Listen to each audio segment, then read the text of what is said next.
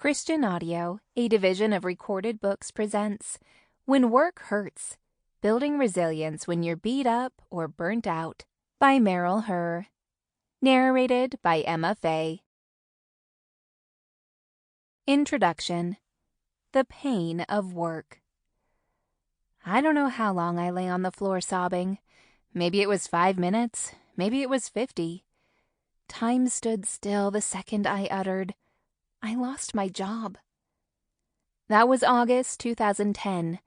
I can still remember the feel of the tear-stained carpet against my face. Since May 2009, when my full-time job as a pastoral resident had ended, I had bounced between unemployed and underemployed. But in the summer of 2010, I landed a job developing middle school math curriculum. It was a limited-term contract position, but it was going to compensate me enough to pay for the PhD program I was starting that fall. It was a remote job. Still, the company brought all of the curriculum developers to their headquarters for 2 days of training. It felt amazing to be part of a team and to have work that used my skills and paid well.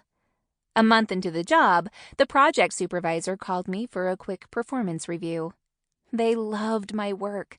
I loved doing the work. It seemed like a win-win. But the next day, he called again. It caught me by surprise since I'd just talked to him. It could only mean more good news, right? Wrong. So wrong.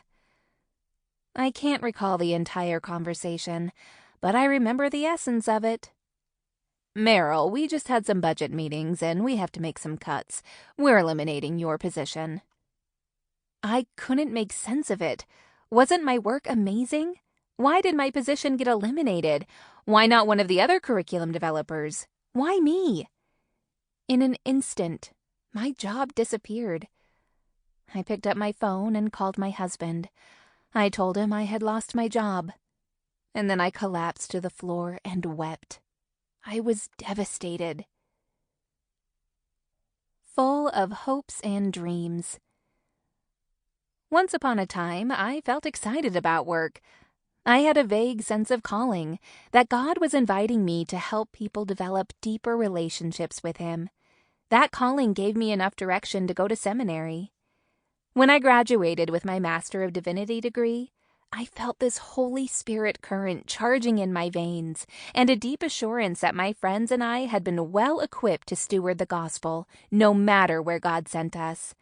That passion stayed alive through 2 years of a pastoral residency. And then the residency ended, in the middle of the Great Recession. At that time, churches were laying off more pastors than they were hiring. My husband had also been a pastoral resident. We thought the odds of finding one ministry position were better than the odds of finding 2. For a few months, I worked retail while my husband temped and looked for a new job. When my boss asked for my availability, I told her I could work any time other than Sunday mornings. But she would never schedule me for more than 29 hours per week. I wasn't looking for the benefits that came with being full-time. I simply wanted to work as much as I could to earn money. I scrambled for other gigs to try to supplement our income. When my husband got a new job, we moved, and no one in the new town would hire me. At least no one in the types of jobs I was seeking, ones that used my gifts and my training. I sent out resume after resume. I even went to a temp agency. I got a little worried when the staffing associate, Rose, asked me if I considered myself to be a professional. I was the only prospective employee in business dress. She found me a job making cold calls for a local Veterans Affairs organization. I lasted 2 days.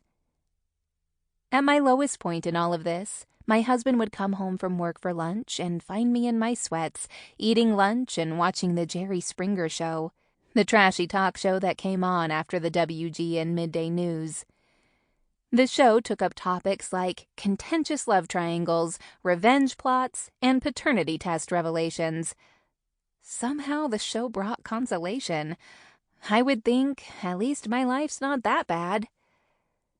Around that time, I started having conversations with a few trusted mentors who encouraged me to get a doctorate. Sample complete. Ready to continue?